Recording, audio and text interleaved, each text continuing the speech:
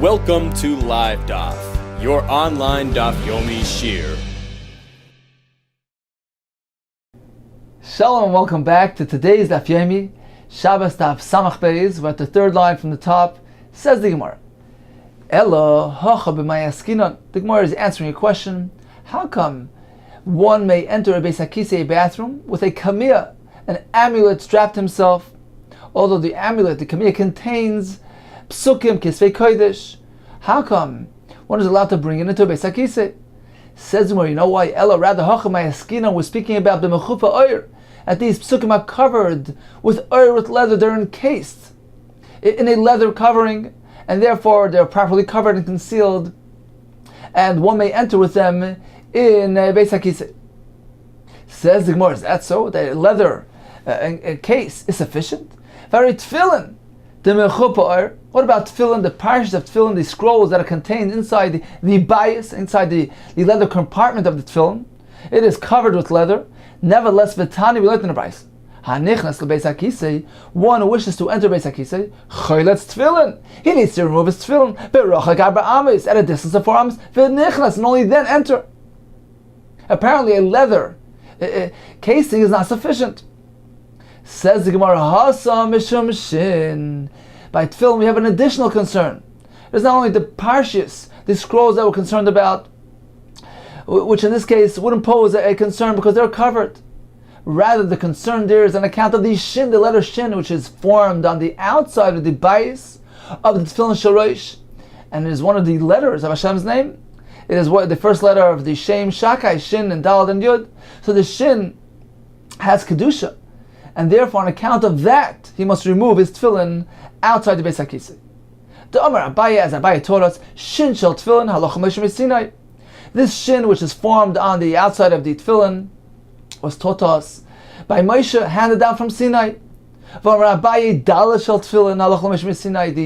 letter Daled, which is formed by tying the straps on the back of the shorosh in a certain way, that is also taught by us, was taught by Moshe, handed down from Sinai.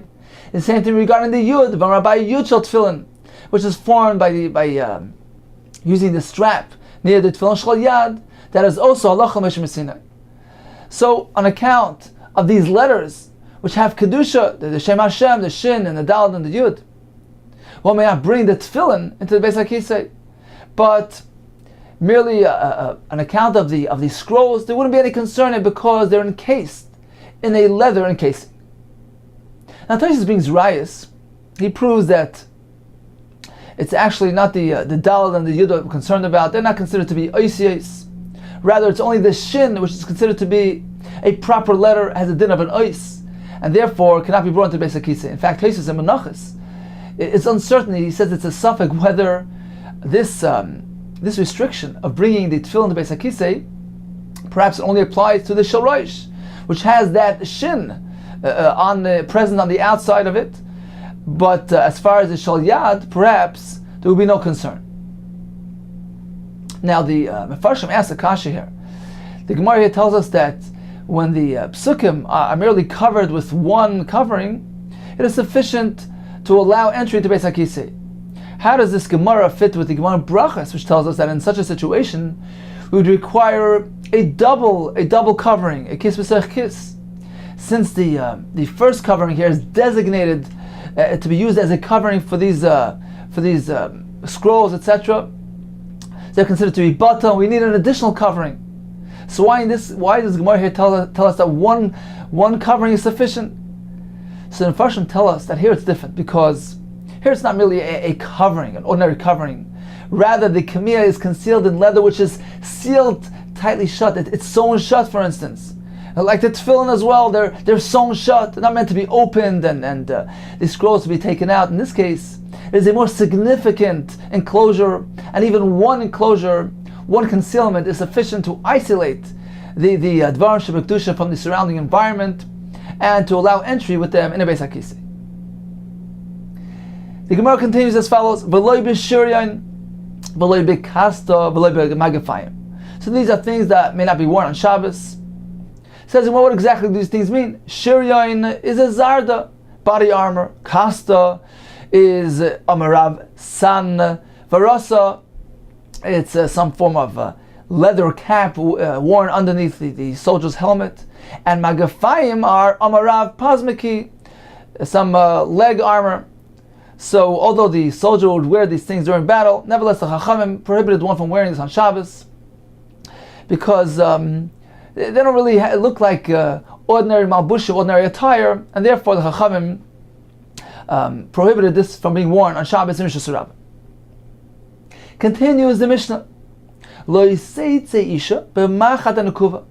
So up until now, we discussed various accessories, tachshitin, which an isha should not wear in Rishus Rabbah on Shabbos, not because they constitute a masui, a load min haTorah, but rather because midrabanan there's a concern that perhaps she might remove it to display it to her friend, and this may result in the tachshit being carried in Rishus Rabbah.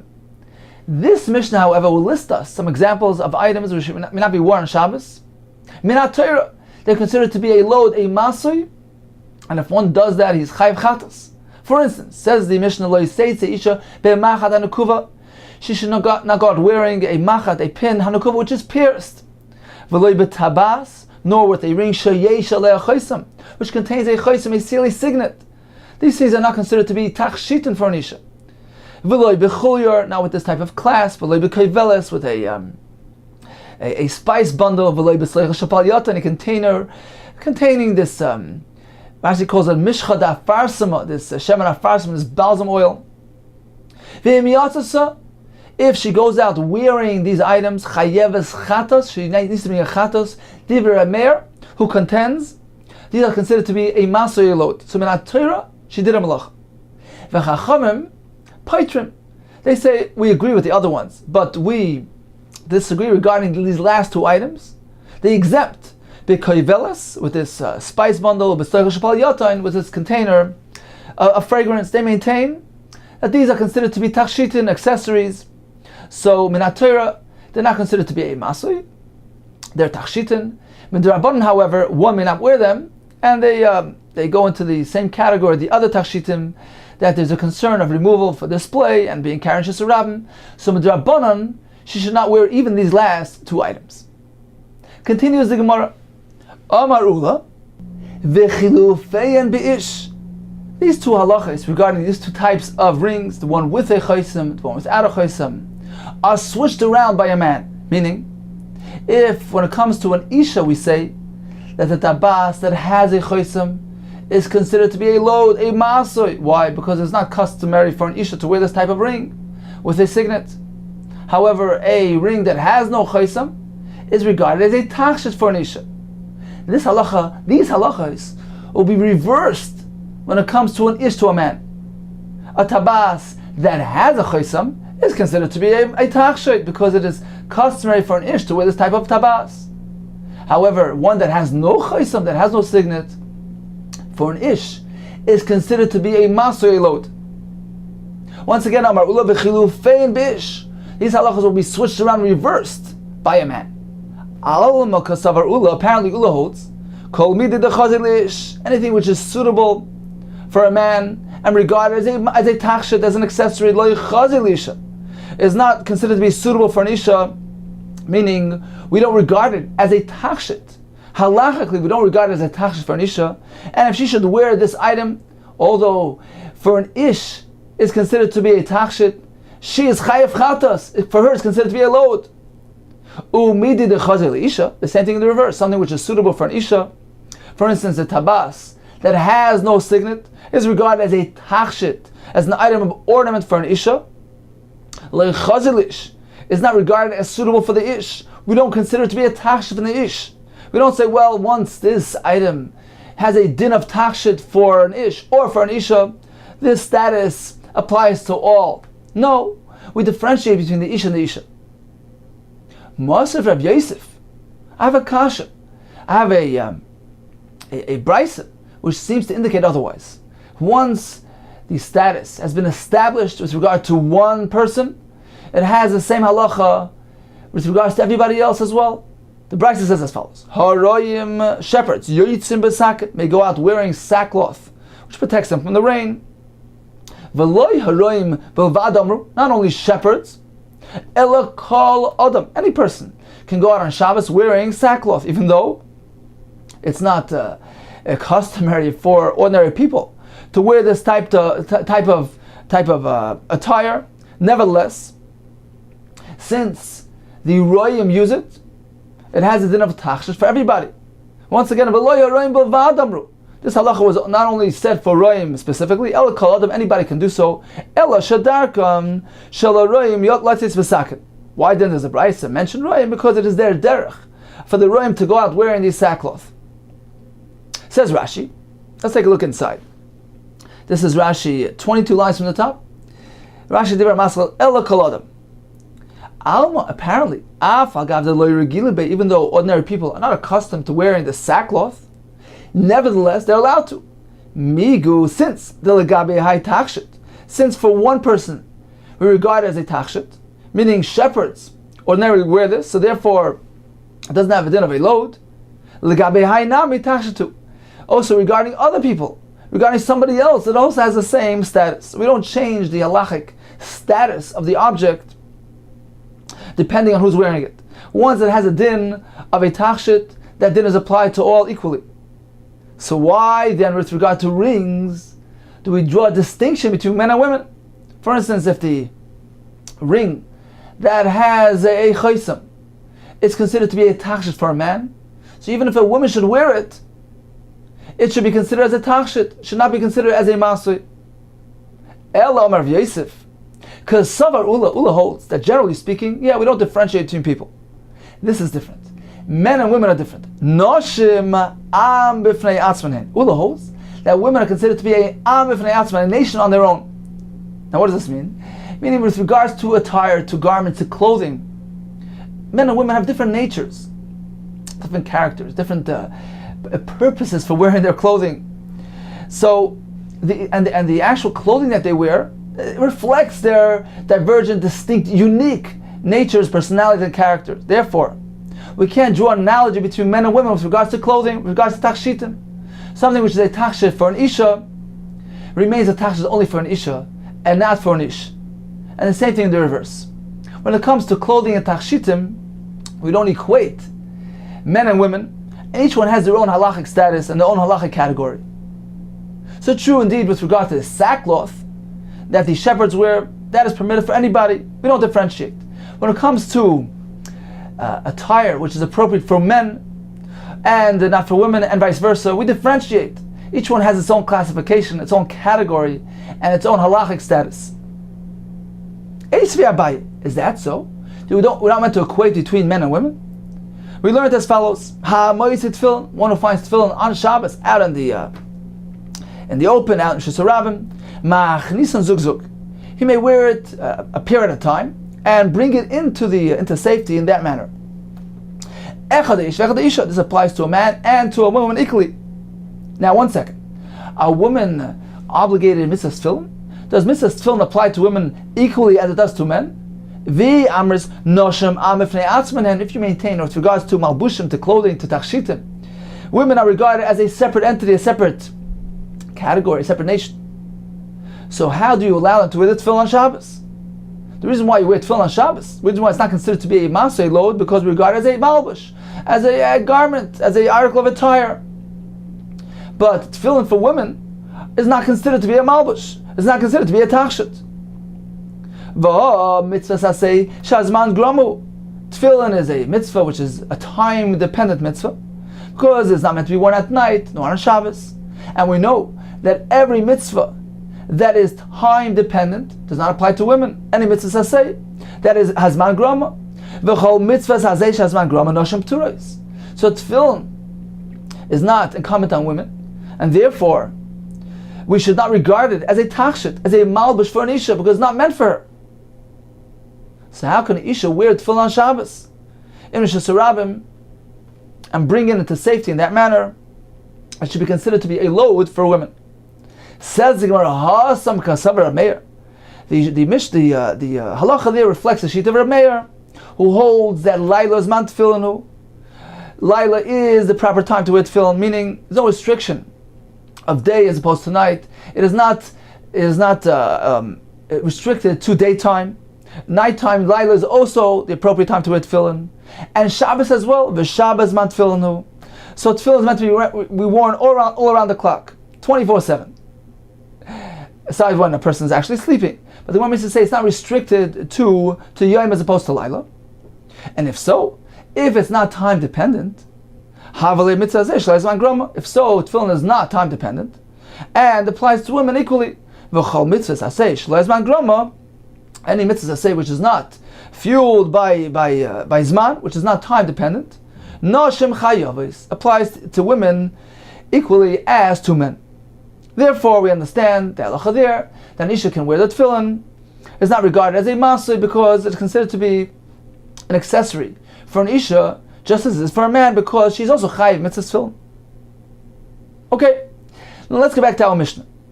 We learn now, Mishnah, an isha wears a tabas, sheyesh alei choisam, which carries a choisam. She's chayiv chatas. Why? Because it's not appropriate for the isha, it's not customary for an isha to wear this type of tabas. Says, okay, I understand, it's not considered to be a tachshit, it's considered to be a masui, but let's pay attention to the details of how she's wearing it. She has it placed on her finger. This is not considered to be an ordinary way of carrying something which is rabim. It's considered to be an indirect hitzah. It's considered to be a backward hitzah. Kala'acha means an indirect way of carrying. It's on her finger, it's not in the palm of a hand, which we consider to be the ordinary way of carrying something which is rabim. Therefore, why is she chayav chatas? When something is done indirectly, it's not considered to be a true malacha. Omer of Yirmiyah, you know why? Be'isha gizbaris askinan. This Mishnah is speaking about an isha who's a gizbaris, so a manager, and she sends sealed letters with her underlings, and she sends packages, etc. So she uses the tabah sheish l'chaysim for her business. And although it's not really regarded as a tachshit, it's not something of an article of ornament for an isha, as we discussed. Nevertheless, since she needs it, she requires it for her dealings. And when she deals with this tabah, she places it on her finger. It is customary for her to wear it in that manner. Therefore, for this isha specifically, wearing a tabas sheyesh lechaisam on her finger is considered to be derech chaytzah, derech, to wear it in that manner. And if she does it in shesarabim, it's considered to be a direct carrying, not an indirect ma'isa chaytzah, but rather a derech chaytzah, and she's chayv chatas. Omar Rabba, Tibras the Isha. Okay, you've explained why the Isha is chayiv, because we're speaking about this unique woman who is accustomed to wearing this type of ring on her finger for her business purposes. Ish ma'ikil meimar. How are you going to explain the man? We learned before that a man who wears a tabas without a chaysam is considered to be a masay for him, and he's chayiv chatas. But it's considered to be indirect. It should like a chaytzav. He's wearing around on his finger. Says the Gemara, Ela Marava, I'll give you an explanation which applies equally to an isha and to an ish. Number one, Pa'amim, occasionally, Sha'adam Nesin Ishtay Tabas. A person will give his ring, the ring She'eshaleh Chaysam, which carries this Chaysam, not for her to wear and take outside, but rather Licha Lekufsa, merely to take it and put it into the chest. Now, while she's on the way to the chest, some say she will place it on her finger, perhaps to ensure the safekeeping of this ring. She places it on her finger until she arrives at the chest. So indeed, occasionally it is the derech. It is the usual manner for an isha to wear this type of ring on her finger as well. The same thing in the reverse. Occasionally, a woman may give her ring to her husband, which does not contain a signet, which is considered to be attached for the isha, but not for the ish. She gives it to him to bring it to the craftsman and to repair it. And what does he do with this ring while he's walking? He places it around his finger until he arrives to the uman, to the craftsman. So therefore, according to Rabba's approach, since we find that on occasion a woman may wear on her finger a tabas with a signet, a man may wear on his finger a tabas without a signet, it's considered to be derech, and therefore, if they do so in shesarabim, they are liable for chatas. is considered to be derech haitzah and considered to be a full-fledged malacha minatir. So in summary, we learned halacha regarding a tabas, a ring, which brings about a chiv chatas if worn in Shus Rabbim. How is that so? So if an ish wears a tabas that has no chaysam, that's considered to be inappropriate for an isha, not customary for an ish to wear this thing, inappropriate for an ish, not considered to be a derech tachshit for an ish, and therefore he is chayiv chatas.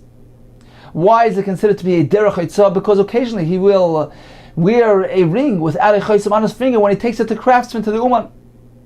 An isha who wears a tabas with a chaysam, that is considered to be a load for her, a master, and she's chayiv chatas. Why is it considered to be derech haitzah? The Gemara concluded with Rava telling us because an isha occasionally will wear a ring on her way to depositing the ring into the chest. So although it's a ring she'eina lechaysam, which is appropriate for a man, but since on occasion she'll wear it around the finger as well, it's considered to be derech haitzah. We actually had another teretz in the Gemara of Yirmiyah who told us that an isha who is a gizbaris, a manager who does wear this type of ring within her business dealings, although we don't regard it as a tachshit, but nevertheless considered to be derech haitzah, and she's chayiv. The Gemara told us that sackcloth may be worn by any person. Since the shepherds wear it, that heter, that status of tachshit or malbish applies to anybody. The Gemara told us that according to Reb Meir, since tefillin is incumbent even on women, anybody can go ahead and bring in the tefillin from Shus Rabbim, wearing it one pair at a time. Is not considered to be a masui load, whether an ish or an isha wears it. It's considered to be a tachshit and not a masui. Now it's interesting to note, what about the din of an ish going out wearing a tachshit on Shabbos? According to Rashi, just like an isha cannot wear her tachshitin on Shabbos for concern that she might remove it and display it to her friend, and this may result in the item being carried in Shus Rabbim on Shabbos, Rashi maintains that this isser applies to men as well. An ish may not go out wearing his tachshit on Shabbos. Taisvis, other Rishonim disagree with Rashi. They hold that the isser only applies to an isha and not to an ish. This concern of removal for display apparently doesn't apply to a man. It's not his nature to do so. It's below his dignity. He wears his articles on him and displays it in that manner. He doesn't remove it to actually show it to his friend. Therefore, a man, an ish, may go out wearing a tachshit. In Rosh Hashanah on Shabbos, for instance, a tabas, the sheyesh lechaysam, which has a signet on it, which is considered to be a tachshit for an ish, that may be worn on Shabbos. Continues the Gemara. The Mishnah gave us a couple of other examples of things which are regarded as a maser, a load for an isha on Shabbos. V'loi b'chulyar, she may not go on wearing this chulyar. V'loi b'chayveles. Says, well, my chulyar, what is this? Amara machvanta, it's a certain type of clasp which the isha uses to clasp together, close her garment with it. Apparently it has no ornamental value. The Persians say it's not made out of gold, so it's considered to be a masui. What is the other thing? Kaivelas. Amarav churmasa, a bundle, the filan of filan. Rashi says it's a sam, a certain type of fragrance, a type of spice. Shishmai filan, very orev, has a pleasant odor. And who wears it? Isha shereicha ra tayenes aleha, a woman who is suffering from unpleasant odor will wear this bundle on herself to do away with the unpleasant reach. V'chein omer Ravasi, what is the definition of kaivelas? Chumrasa, the filain, this bundle of spice.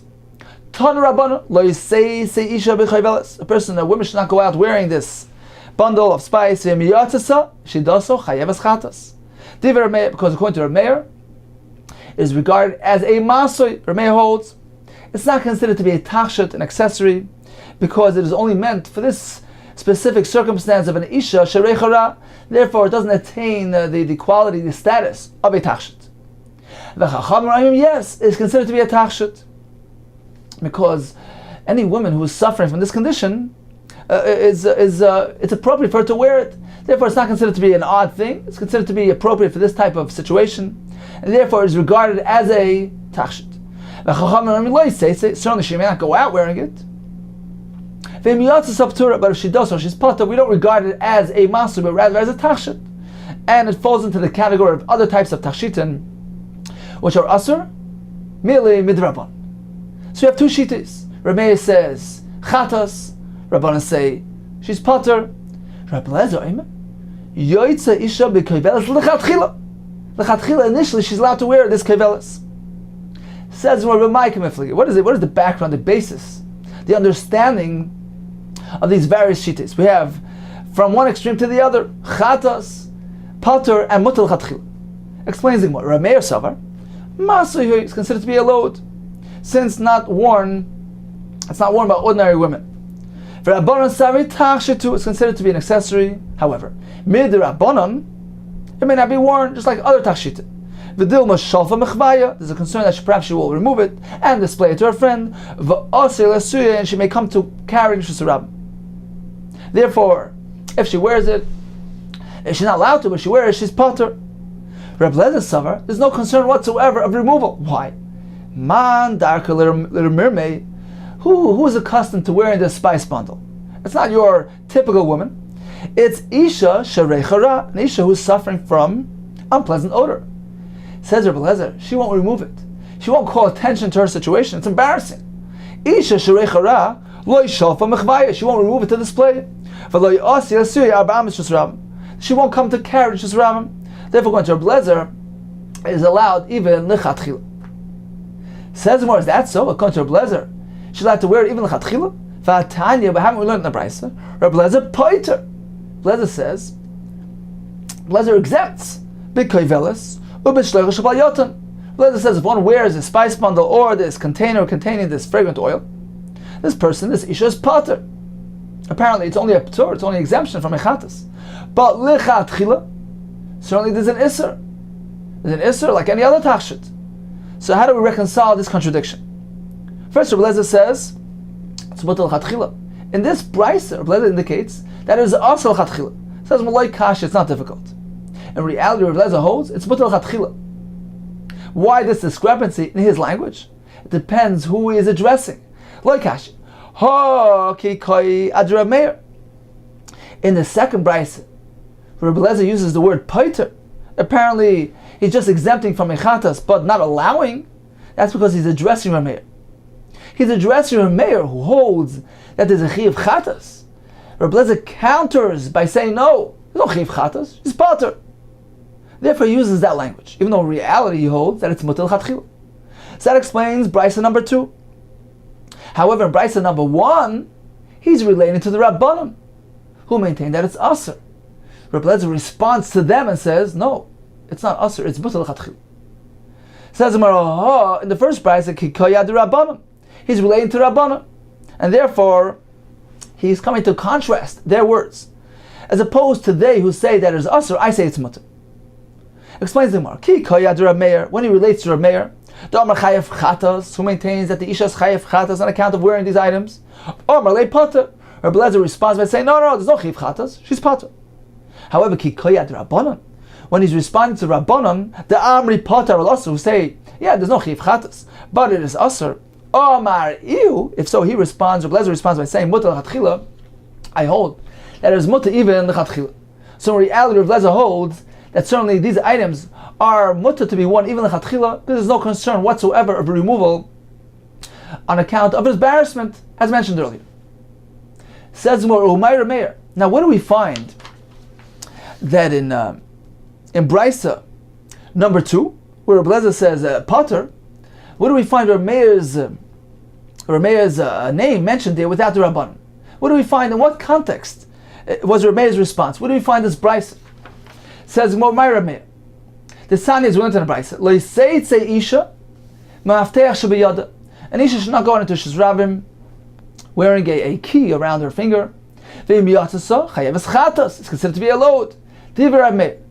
Reb Lezer poiter b'koiveles u'b'sleicha shabayata. Reb Lezer says, if an isha goes out wearing the spice bundle, the koiveles, or the container with the balsam oil, she's pater. Says, well, what do you mean? What's Reb Lezer talking about? Who discussed these items? Koiveles, man dechar shema, who even mentioned this koiveles? Why is Reb Lezer responding about it? Koiveles. Says Zimar Chisur Mechsra. We meant to interpret the Brisa with some missing words. V'achik tani. This is how the Brisa is meant to be read. Rameir starts off by saying that Isha wears the ring, she's chayiv chatas. V'chein b'koveles, v'chein b'tzeicha shel payotin. Not only the ring, also the chayveles, the spice bundle, and also the tzeicha shel payotin. All these three items, lo yiseitze, should not be worn. She's not weird. She's rabim. V'imiyatzas chayev chatas. Divir Meir. Rabbi Lezer responds on the two last items. Rabbi Lezer paiter b'koveles, or b'tzeicha shel payotin. Lezer says that if an isha goes out wearing the spice bundle or the container with the palyatin, the balsam oil, she is pater. So here we have the context in which Rabbi Lezer responds directly to Rabbi Meir, and therefore he uses the words of pater because Rabbi Meir says chayiv. Rabbi Lezer responds by saying she's pater, even though in reality he holds this is mutter, even lechatchila is considered to be a tachshit and there's no concern of removal. The Brisa continues. When does Rabbi Lezer say that it is initially mutter permissible for an isha to wear these items on Shabbos? These items that contain the fragrance, when they contain the boisim, because the fragrance is serving a purpose. It's dispelling the unpleasant odor, and the kli, the container that is containing this fragrance, is also considered to be part of the tachshit, because he's not wearing the kli for its own sake. He's wearing the container on account of the contents. So again, this only applies when there is a content, when there is boisim in there.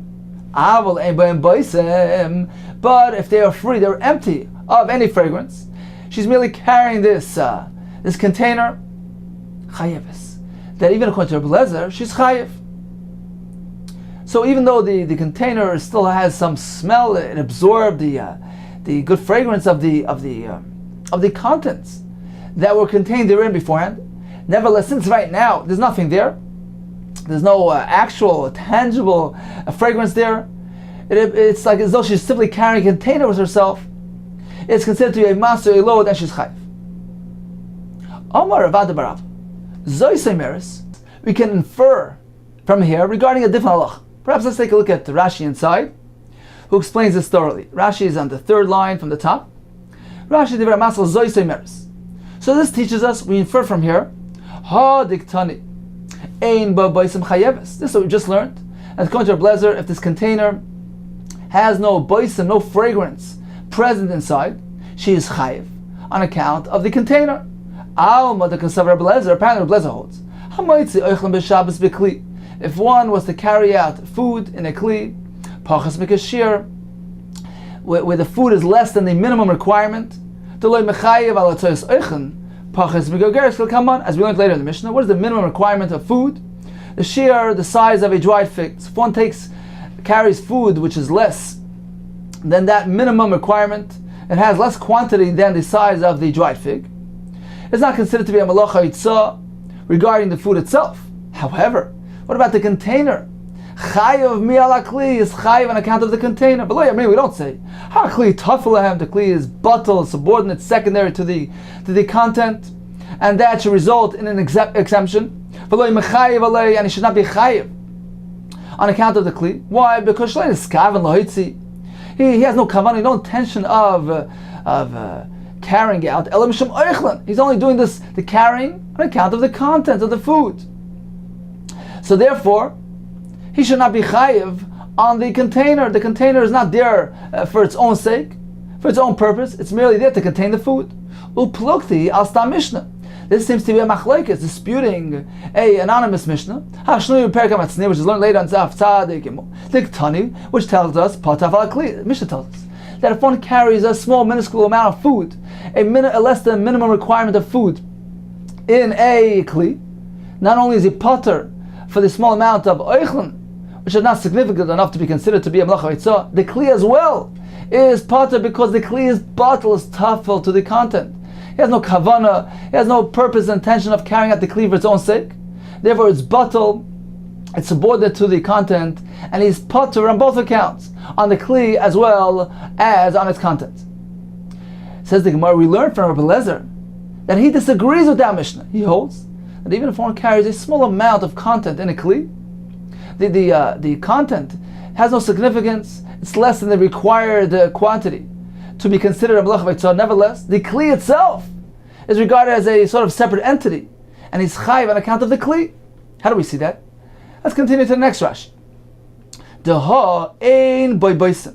In our case, where the container, the spice bundle, or the sleichish or palyata in the container, which is meant to have the balsam oil in it, and it has nothing in it, right? Says Rashi, it's as though it's less than the required amount. Why? There's still something there. It's less than the required quantity. There's nothing tangible, but there's still some scent which was absorbed into the walls of the container. It absorbed the scent. So it's less than the required amount, which is kosher. You need at least a little bit tangible besamim for the chiv chatas on account of the besamim. V'shir itzos besamim bekosher. What is the minimum required amount for besamim for chiv chatas? You need a kosher. You need a little bit, but a tangible besamim. In this case, there's no kosher. V'kivish ain't a kosher. It's less than a kosher because there's nothing tangible there. Have recha, the scent which was absorbed into the into this container is pachas megashir. It's considered to be less than the required amount. Uktani chayeves. Rabbi Lezer tells us she's chayev on account of the container. We don't say nasa kli tafel l'reach b'seichel, that the container becomes subordinate and bottle to the reach, to the scent contained therein. But certainly on the reach there's no chayev. The pachas megashiru. We don't say that the kli becomes bottle to the reach. Therefore, says the Gemara, says the Rada Ba'ava, apparently Rav Lezer holds that one carries in Rishus Rabim a small amount of content, which is less than the required amount for Chiv Chatas, but he carries it in a container. He is chayiv as a result of carrying this container. We don't say that the container which contains a small amount, less than the required amount of content, is bottled to that content, is subordinate to that content, is secondary to the Masha B'Seichai, and is not regarded, is disregarded. We don't reckon with it. No, Lezer holds is regarded as a independent entity. It is not bottled to this minuscule amount of content, and regarded as a chashav entity, as a separate item, and she's chayiv on account of the container. Once again, Amar Rada B'Rava, Zoy Semeres. This halacha teaches us if one carries less than the required amount of oichlin, less than the shear in a kli, chayav. He's chayav not because of the oichlin, but as a result of carrying the container. How do we know that? Deha ein ba boisim. In our case, when there's no boisim, there's no fragrance present inside the kli, it is kepachas mikashir. It is equated to the halacha of less than shear, because the shear, once again, is a mashu, as Rashi is a kolshu. There's no kolshu. There's nothing tangible here. So the reach, the smell, the scent, pleasant scent which is absorbed in the walls of this container, is considered to be less than the required amount for chiv chatas. Kepachas mikashir beklidam. Uchtane chayeves. And Rav Lezer teaches us that she's chayev chatas as a result of carrying this container. We don't say that the kli is bottled to the fragrance, to the scent contained therein,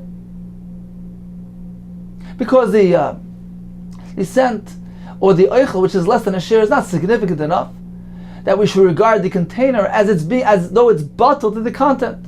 It is such a small amount that the container is not considered to be secondary and subordinate to that content, and therefore there's a chiv chatas on account of that container. As Rashi says, we have a Mishnah which tells us otherwise. Apparently Rabbi Lezer disagrees with that Mishnah.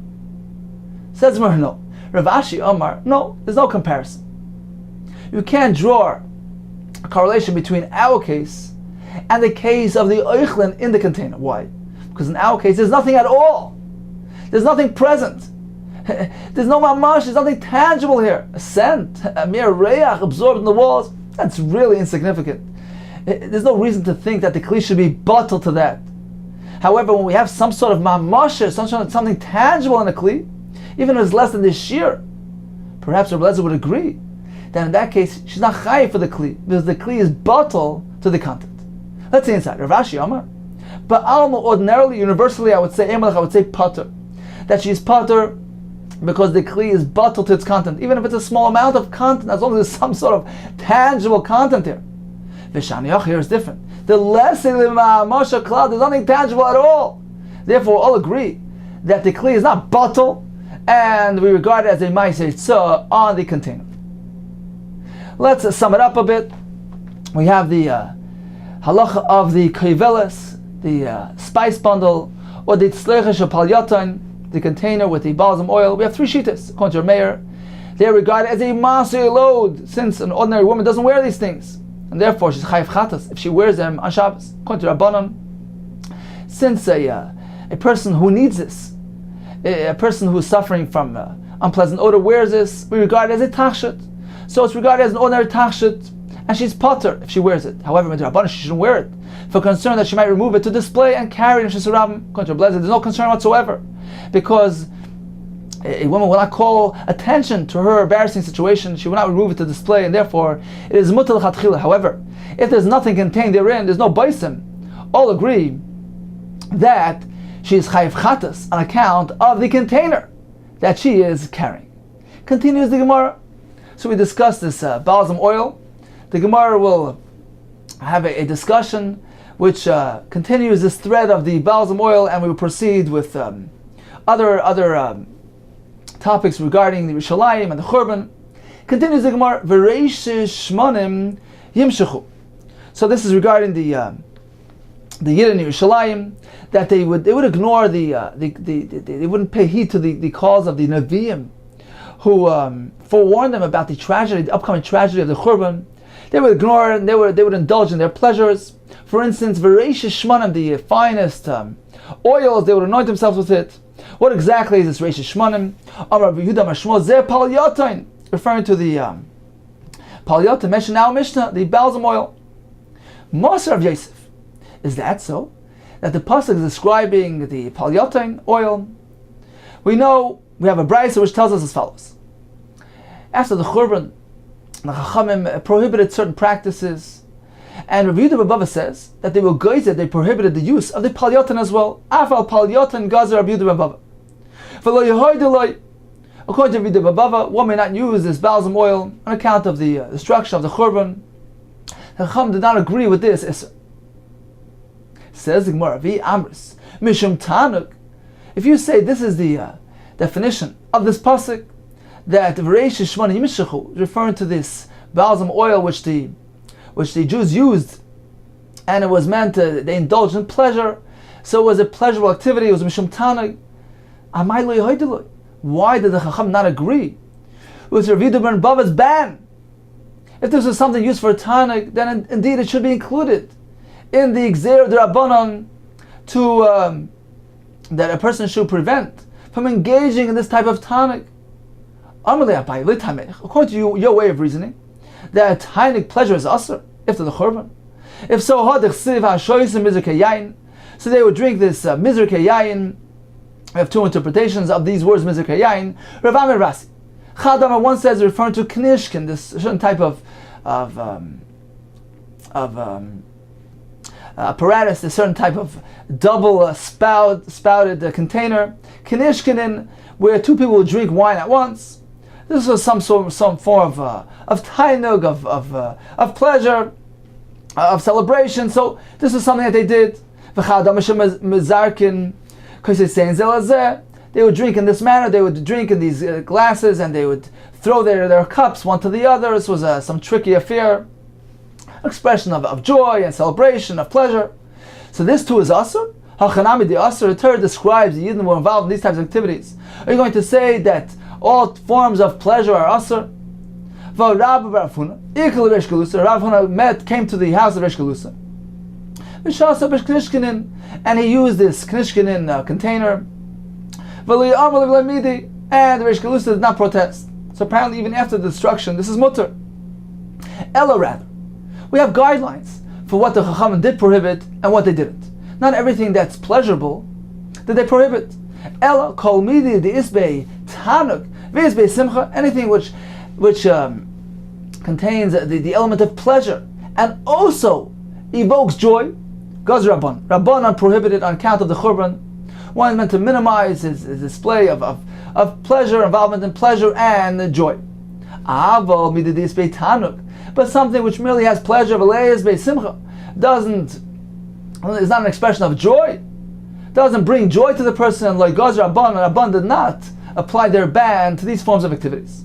So indeed, although they indulge in these types of pleasures, the balsam oil, these knishkinin, these forms of drinking wine. Nevertheless, the Chacham did not apply Gzeira to these forms of activities, only to things which encompass both elements of tainuk, pleasure, and simcha as well.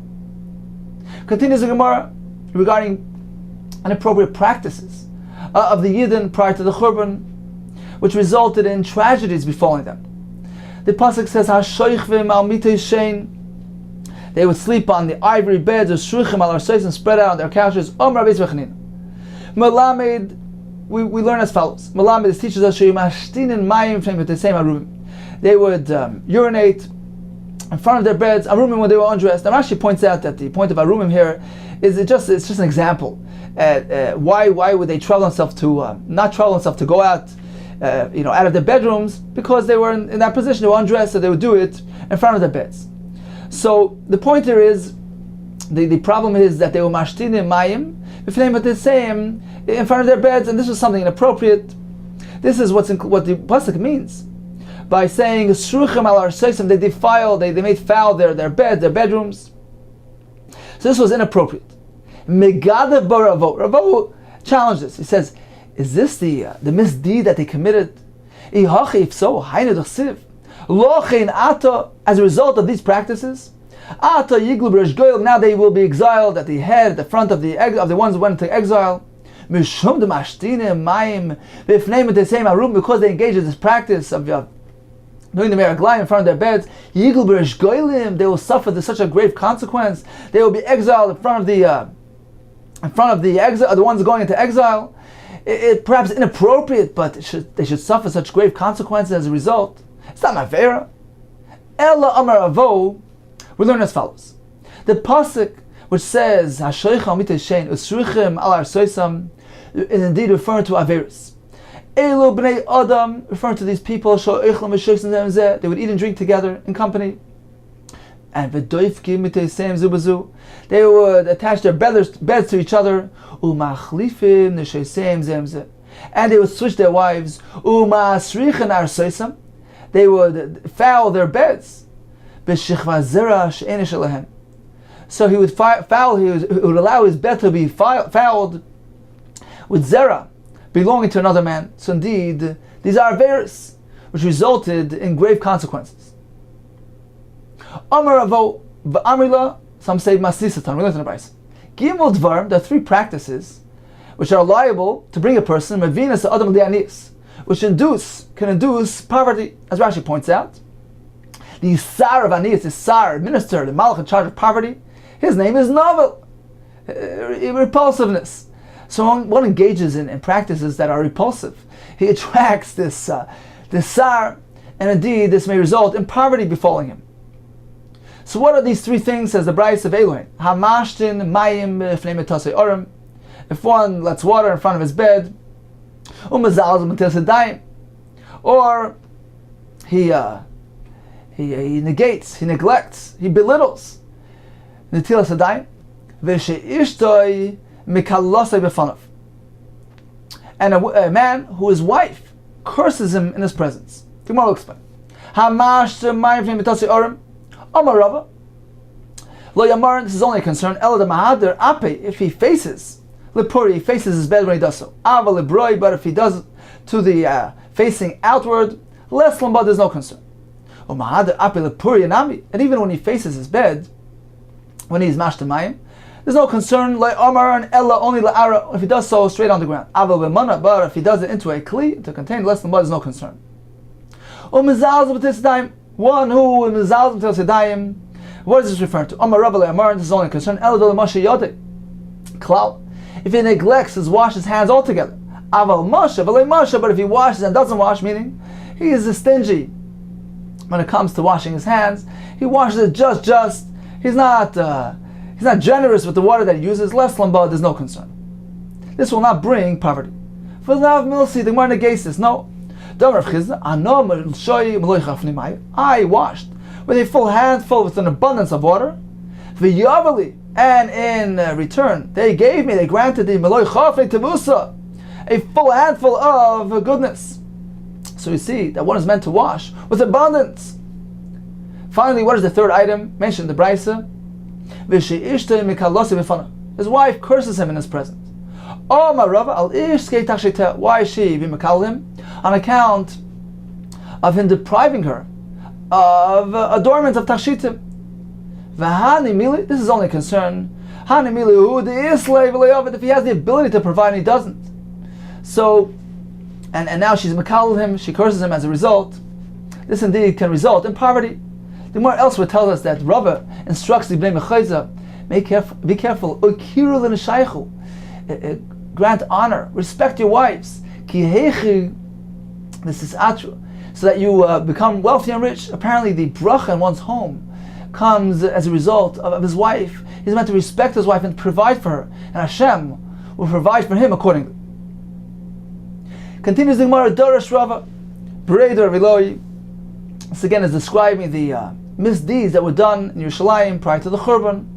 What is the meaning in the following pasuk? By Yomer Hashem, Yan, as a result, Ki Gavu Bnei Tzion, as a result of the fact that the Bnei Tzion, the daughters of Yerushalayim, were Gavu. They were Gavu. They were high. They were held erect. They held themselves high. What does this mean? Shoyu Ma'alchos become a skufa. They would walk in an erect manner. V'teilachton to his goring with their necks stretched out. They would walk very slowly and deliberately to attract attention. They would take small steps. Ekev, the sole, b'tzadgul, on the side of the large toe. They walk very small steps. And this was done to attract attention. Ume sakris inayim. What does that mean? They would fill with makeup their eyes. Umaramzim, they would hint to the men, to the boys. They would go v'tafif. So Rashi says v'tafif means a lashon of floating. What does this mean? They would walk arucha b'tzatzur, a tall girl on the side of a short woman. This way it would stand out. The tall one would stand out, the short one would stand out, and this would attract attention. So they would walk alongside a tall one, a short one, meant to attract attention and arouse the Yetzer Hara. Ragleihem ta'akasna. Says the Gemara, Omar Yitzchak Dver Melami. Shematilos teaches us that what would they do? Shematilos morbas farsum and various fragrances, bimin aleim in their shoes. Umahalchas b'shuk Yerushalayim. They would walk through the markets of Yerushalayim. Vekivan shemagiz etzav b'chol Yisrael. As soon as they reach the Bachram, b'yatos b'karka, they would stamp on the ground. Umatizes aleim, and they would spray fragrance on them. Umachlis b'em Yetzer Hara, and they would evoke the Yetzer Hara. They would insert into them a Yetzer Hara, instigate the Yetzer Hara, ke'eres, like venom, because in a mad snake. So Mashal also points out that just like the venom is thrown by the snake from afar, so here too the Yetzer Hara, they transfer the Yetzer Hara by spraying this fragrance to the Bachrim and arousing the Yetzer Hara in that manner. So they would instigate a Yetzer Hara just like the venom, which in an aroused in a angry snake. So the Yetzer Hara burnt in them as a result of these inappropriate activities performed by the Bnei Tzion. My parnaseim, what tragedy befell them as a result. Kedadorish Rabba Barula. The pasuk says, "V'hoya tachas boisem makiyah." The pasuk here is a nevuah prophesying what's going to be the result of these inappropriate behaviors. V'hoya tachas boisem, instead of boisem will be mak. What does this mean? Mokim shoyim esbasmes, by the place on their body where they would place the psalm, the fragrance. Naaseh nemokim will turn into nemokim, into wounds and scars. Ve'esachas chagoyr nikpe. What does this mean? Mokim shoyu chagoyres b'tziltzil, place where they would place the tziltzil, this band, this belt. Naaseh nekafim will turn into ears of decay. Ve'esachas maaseh mikshe will turn into karcha. What does this mean? Their hair, which they would style and adorn. Nase krochim. So the hair which they would use to adorn themselves will turn into bald spots, patches of baldness. What does this mean? Instead of psigil is referring to psochim hamavim degila, openings, the makam tashma of the isha, which brings gladness. It will turn into a yula machgur sak, will turn into an attire of sackcloth. And the pasuk concludes with these words, Ki sachas yoifi. This will be instead of beauty. Amar Rabba Hainu Dama Inshi. This is how people say Chilufe Shufra Kiva. Instead of a beauty, come sores. Rashi says Kiva, full of pus. So this will be the result, the consequence of their inappropriate actions. The pasuk says, "V'sipach Hashem kodkoid b'nei Sion." Amar Yisrael Chanina. Malamed, this teaches us sheporchem and tzaras, that tzaras surface on them. Well, how do we see that? Ksivacha v'sipach, ksivhasam by tzaras. It says la seis o sapachas. So we connected two words, and seis, sapachas, are referring to Metzora, and here as well, v'sipach is referring to tzaras. V'Hashem pishein pasein yoreh. We have two interpretations. Rav Shmuel. Rav Amar Shenishbechol Kisain. That Pisain, the word Pisain here is referring to, we learn as Pesach, their openings, their Mokim Tashmish, will pour forth blood, Dam Nida, like from a container. Shenishbechol Kitain, V'chad Amar Shanasu Pischein Kayar. Their openings, their Mokim Tashmish, became like overgrown, like a forest, growing here, and became repulsive. Amar Vita, Amar Rav. Anshe Yerushalayim, the men of Yerushalayim, Anshe Shachas Hayu. They were men of haughtiness, of Gava. One would tell his friend, what type of bread did you dine with today? With bread which made of well-kneaded dough? Not well-kneaded dough. Rashi says, referring to kneaded dough, referring to an Ashes Ish. And not properly kneaded dough, referring to a psula. So which one did you have znus with today? B'yayin gurdoli, did you dine with white wine? Oy b'yayin chardoli, black wine. Again, referring to the complexion of the woman. B'meisav rachav, a wide bed. B'meisav katzer, a narrow recliner, referring to the size of the woman. B'chaver toiv, a good friend. B'chaverah, a bad friend, referring to the beauty of the isha. Amar Chizda, indeed, v'chulan liznus. There were all references to the mice of znus that they committed. So in summary, we learned about the gzera that Chachamim applied on account of the destruction of Beis HaMikdash. One is meant to refrain from certain activities which contain both tonic pleasure and the simcha as well. So the only thing which had both elements, the Chacham applied restrictions to those things. We learned about three possible things which can bring aniyas if one engages any one of those. Number one, if one is mashtamayim, urinates in front of his bed, which is something which is repulsive and attracts that malach that brings aniyas. One who is mezalzel until sedayim, and one whose wife curses him as a result of him not providing her according to his ability. We learned about the Anshe Yerushalayim and the Bnei Sion who were involved in inappropriate activities of Gava and of Znus. Now it's interesting that the Gemara refers to the Anshe Yerushalayim as Anshe Shachatz, men of haughtiness, of Gaiva. Why do we need to come on to the midah of Gaiva here? Simply hold them accountable for their aver of Znus. So apparently from the Gemara, it would seem that a person, he's liable to do misdeeds, to do averis. A person is human, he's a mortal being. Nevertheless, if he's willing to acknowledge, to accept the fact that he fell through, he was nichshel, he'll come to do tshuva, he'll come to have remorse and rectify his misdeed. The problem here was that they weren't willing to acknowledge. They were anshe gaiva, anshe shachatz, men of haughtiness, and they were proud of their averis. These people, very difficult for them to do tshuva, and if so, their avera was considered to be way more severe. It was multiplied on account of their attitude of gaiva and of shachatz. It was very difficult for them to do tshuva and to rectify their averis. So in summary, let's make a quick chazara of today's daf. We began with the halach of tabas, a ring where if one carries it, he's chayiv chatas. How is that? So that depends. If an ish wears a tabas that has no signet, for him indeed it's called a masoy. Now, why is it considered to be a derech for an ish to wear this type of ring on his finger? Because occasionally he'll wear his wife's ring on the way to the craftsman. We learned that an isha who wears a tabas that has a chaysam, that's not customary for an isha, it's considered to be a masoy. Why is it considered to be a derech? And why does she have to bring a chatas? Because occasionally she will wear her husband's ring on the way to the chest. We learned that a sackcloth may be worn by anybody on Shabbos, and tefillin as well, according to Reb Meir, is considered to be a mitzvah which applies to men and to women equally, and therefore even an isha can wear those tefillin to bring them back into safety. We learned about the halacha of a spice bundle or a container with fragrance. According to Reb Meir, is considered to be a masoi, and she is chayv chatas if she should wear it. According to Rabbanan, it's considered to be a tachshut, and she is pot. However, she shouldn't wear it for concern that she might remove it and display it to her friend. According to Blazer, it's mutal chatchila because the isha who is in this condition, who needs this type of fragrance on account of her unpleasant odor, she will not remove it to display to her friend. However, if the container has nothing in it, certainly she is chayv on account of the container.